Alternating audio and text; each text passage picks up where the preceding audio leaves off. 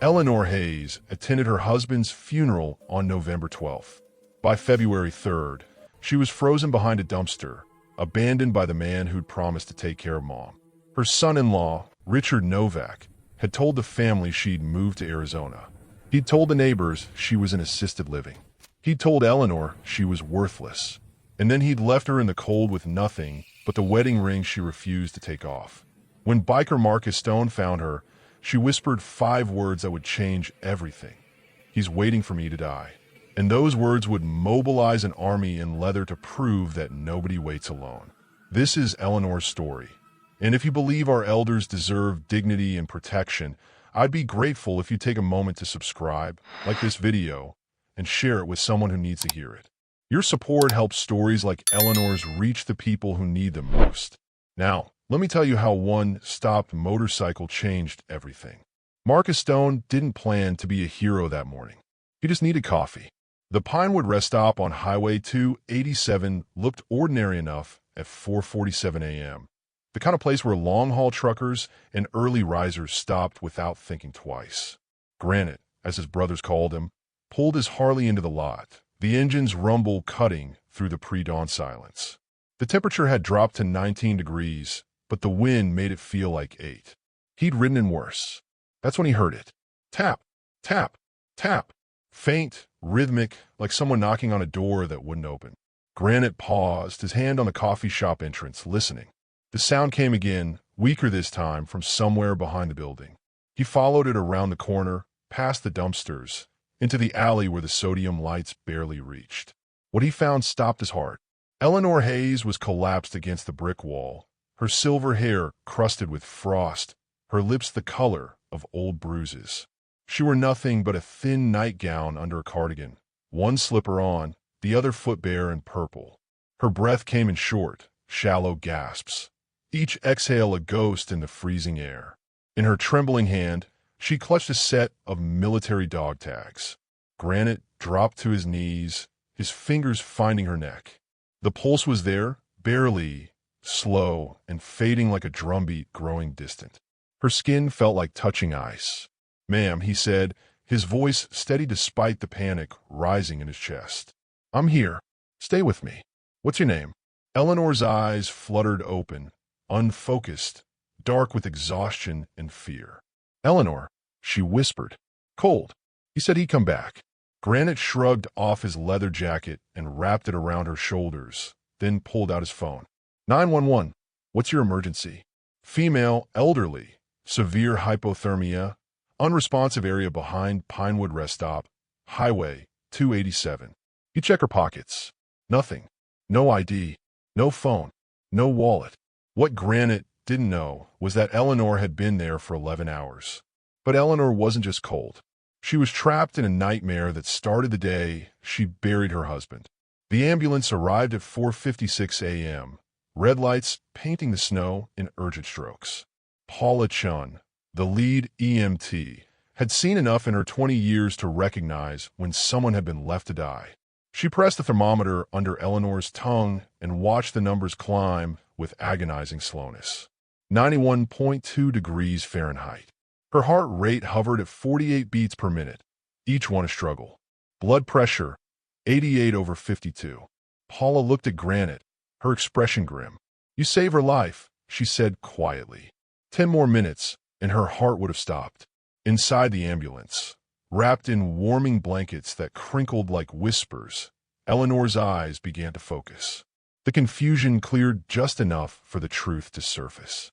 "Richard," she murmured, her voice cracked and small. "My son-in-law. He brought me here last night."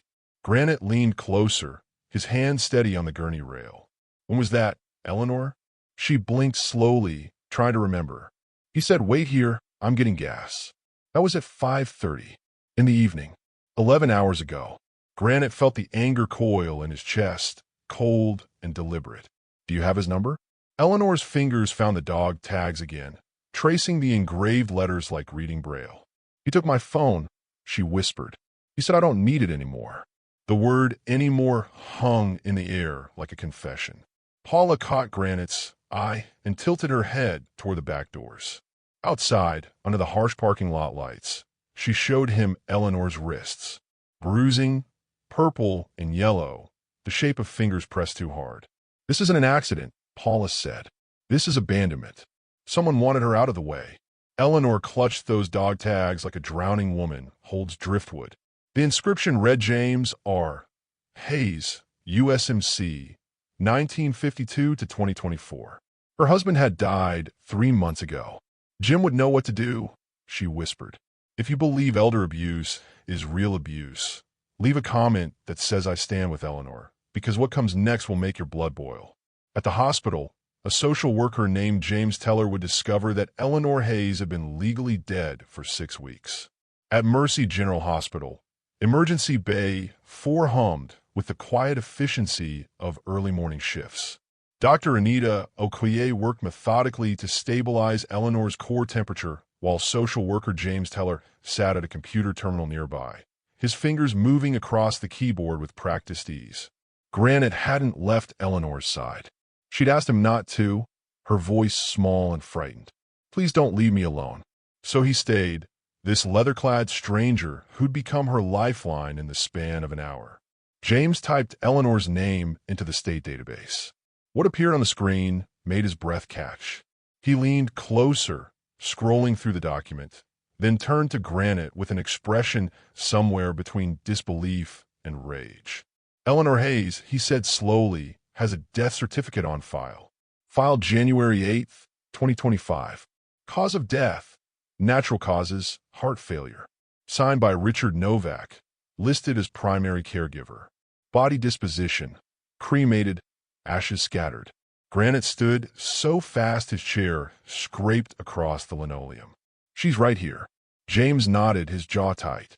"I know, but according to the state of Montana, Eleanor Hayes died 6 weeks ago. Her Social Security payments have been suspended. Her bank accounts transferred to Richard Novak as a state executor. Her house, the one she owned with her husband Jim, sold 3 weeks ago for $215,000. And there's a life insurance payout, $340,000, claimed and received by Richard Novak." Eleanor's face drained of what little color had returned. "He told everyone I died?" Her voice cracked on the word died, and the sound of it broke something in the room. "My grandchildren think I'm dead. My sister buried me. He had a funeral for me." Granite took her hand, his grip firm and grounding. "You're alive, Eleanor, and we're going to fix this." The pieces fell into place like dominoes. Richard was Eleanor's son-in-law, married to her daughter Christine until Christine died in a car accident in 2019. After that, Richard became Eleanor's caregiver, a role that turned sinister after Jim's death in November. With Eleanor vulnerable and grieving, Richard isolated her, convinced her to sign power of attorney documents she didn't understand, then forged a doctor's signature on a death certificate. He told the family she passed peacefully in her sleep. There was a small funeral, closed casket, too traumatic to view the body. No one questioned it. No one looked. Granite made a phone call. Within the hour, a man named Ledger arrived, a forensic accountant with a Hells Angels patch and a gift for following money trails. What he found made the room go silent. In the 6 weeks since Eleanor's fake death, Richard had spent like a man who'd won the lottery. $87,000 on a down payment for a lake cabin, $45,000 on a new Ford truck, $23,000 paying off gambling debts, $18,000 on a vacation to Cancun with a woman who wasn't Eleanor. James pulled up Richard's emails, recovered from hospital security after they detained him when he showed up demanding to see the mistake. The messages painted a portrait of casual cruelty. To his girlfriend, Old Bat finally croaked, "We're set for life." To a loan shark, "Insurance cleared, you'll have your money Friday." To his brother, "Easiest $340K I ever made, should have done this years ago." Eleanor wept. Not loud, not dramatic, just the quiet, devastating tears of someone who'd been erased. If you can't stand people who prey on grieving widows, comment justice for Eleanor and share this story, because someone's grandmother needs to see this. While Eleanor wept for the life stolen from her, 127 Hells Angels were already mounting up. Richard Novak had made one fatal mistake. He'd left Eleanor where a biker could find her. Granite stepped into the hallway and pulled out his phone. His text to Steele Raymond, the club president, was short and brutal. Elder abuse. Fraud. Attempted murder by exposure. Need the wall. 3 words came back immediately. On our way. Steele was 61, a retired sheriff who'd spent 30 years learning how the law worked and where it failed. He activated Code Silver, the club's elder protection protocol, and within minutes, 3 Montana chapters were rolling. Billings, Missoula, Great Falls, 127 Hells Angels, engines turning over in the pre-dawn cold, riding not for revenge, but for something more deliberate. Justice. Steele's voice on the conference call was calm and clear. We don't break the law. We make sure the law works. This woman served this country as a Marine's wife for 43 years. She deserves better than dying behind a dumpster while some parasite spent her money. The response team assembled with military precision. Mercy, a former social worker, would handle Eleanor's trauma. Ledger, the forensic accountant, would track every stolen dollar. Doc, a retired military medic, would stay at Eleanor's bedside. Gage, a court advocate, would start the legal paperwork to reverse the death certificate and freeze Richard's assets. The plan was simple. Keep Eleanor safe. Document everything legally. Confront Richard with evidence. Get Eleanor's life back. By the time the sun cracked the horizon, the hospital parking lot looked like a leather convention. But there was no noise, no revving engines, no theatrics. Just men forming a quiet perimeter around the emergency room entrance. Arms folded, faces unreadable. The wall. Eleanor saw them through the window, and her eyes widened. Are they here for me?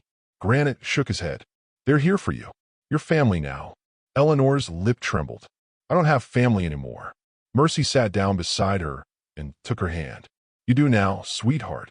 At 6:15 a.m., a new Ford F-150 pulled into the lot, gleaming silver, bought with Eleanor's money. Richard Novak stepped out wearing expensive sunglasses and a confident smirk, carrying a folder of forged cremation documents. He stopped dead when he saw the motorcycles. The smirk faltered, then returned, forced now a mask poorly fitted. He walked toward the front desk, shoulders back, playing the grieving son-in-law. I'm here about Eleanor Hayes, he said smoothly. There's been a terrible mistake. She passed away 6 weeks ago. The nurse looked up, her expression flat. Sir, she's in room 4. Very much alive. Richard's face drained of color. Steele stepped forward from the shadows, his voice low and deliberate. Hello, Richard. We need to talk. If you believe karma comes in leather, subscribe now, and comment protect our elders if you're Team Eleanor. What happened next wasn't a fight. It was something more powerful. The truth, spoken by a woman who refused to be erased. Richard walked into that hospital hallway like a man who'd never lost a game. Eleanor, thank God you're okay, he said, his voice dripping with concern. I've been looking everywhere. Eleanor stood, supported by Mercy's steady arm, and for the first time in months, her voice didn't shake. You left me to die. Richard's smile flickered. No, you wandered off. I was frantic. Eleanor took a step forward. You took my purse. You took my phone. You told me to wait by the dumpster while you got gas. That was 11 hours ago. Richard. Richard's face twitched, the mask slipping. You're confused, Mom. The grief, the medication. Ledger stepped forward, holding printed bank statements like a prosecutor with a smoking gun. Want to explain the $340,000 life insurance claim you filed? For a woman who's standing right here? Richard's throat worked. There was a mistake with the paperwork. Steele's voice cut through the excuse like a blade. And the house you sold? The accounts you drained? The death certificate you forged? Eleanor reached up and slowly removed her wedding ring, holding it between her thumb and forefinger where the light caught the worn gold. Jim and I bought this ring in 1981 with our first tax return. 43 years I wore it. Through deployments. Through raising Christine. Through burying our daughter after you drove drunk and crashed. The hallway went silent. Richard's face went white. You said you'd take care of me. I believed you because I thought you'd love my daughter. But you only loved what she could give you. And when she was gone, I was just another bank account. Richard's composure shattered. You were a burden, he snarled. A drain. That house should have been mine anyway. You think anyone cares about an old woman? You're invisible. Granite's voice came low and lethal. She's not invisible to us. That's when Scout pressed play. Richard's own voice filled the hallway, a voicemail to his girlfriend. Old Bat finally croaked. We're set for life. Sheriff Donna Reeves stepped through the crowd, badge gleaming. Richard Novak, you're under arrest for elder abuse, fraud, identity theft, and attempted murder. Richard looked around wildly, seeing the cameras, the witnesses, the wall of leather closing in. She would have died anyway, he spat. She's old. Eleanor met his eyes, calm now, unbroken. I'm 67. My mother lived to 94. You would have waited a long time. If this story fired you up, don't just watch, act. Subscribe, share, and comment. Elders matter. Your engagement could save someone's grandmother. But Eleanor's story didn't end with an arrest. It ended with a phone call she thought she'd never make again. 2 weeks later, Eleanor Hayes was legally alive again. The death certificate was reversed, her accounts frozen pending full recovery, and Richard Novak was facing 15 to 20 years for elder fraud and attempted murder. But the moment that mattered most came on a Tuesday afternoon when 2 young adults walked through the hospital doors, their faces pale with disbelief. Grandma, they said you died. Eleanor opened her arms. Not yet, babies. Not yet. Her grandchildren, 19 and 22, held her like they were afraid she'd disappear again. They saw Granite standing respectfully to the side, and Eleanor reached for his hand. This man saved my life, and these men gave it back to me. The Hells Angels had raised $28,000 for Eleanor's recovery, secured her a new apartment near her grandchildren, and created the Eleanor Hayes Defense Fund for other victims of elder abuse. Eleanor testified against Richard, her voice steady and clear. She started volunteering at the senior center, telling her story to anyone who'd listen. If I can survive, you can fight back. She wore Jim's dog tags every day and stopped by the clubhouse once a month with homemade cookies. The bikers called her Mama Hayes. On a crisp morning in March, Eleanor stood at Jim's grave, placing fresh flowers on the headstone. I'm okay, Jim, she whispered. They took care of me, just like you would have. Behind her, Granite's motorcycle idled quietly. He drove her to the cemetery every month without being asked. Eleanor touched the dog tags one more time. I'm still here. Eleanor Hayes was 67 when someone tried to erase her. She's 68 now, and she's not invisible anymore. Because 127 men in leather decided that nobody gets left behind. If you believe every elder deserves protection, subscribe and share this story right now. Comment with the name of an elder who changed your life. And if you see something, say something. Be the Granite in someone's story. Don't look away, because predators like Richard Novak count on our silence. Your subscription, your comment, your share, that's how we fight back. That's how we protect the vulnerable. If you can't stand people who prey on the elderly, comment elder abuse stops here. Make it a moral stance. Stand with Eleanor. Stand against the Richards of the world. Subscribe, share, and let's make sure no grandmother is left freezing behind a dumpster ever again. Eleanor's story led to new elder protection laws in Montana. Richard Novak is serving 18 years. Granite and Eleanor remain close friends. This is what happens when good people refuse to look away.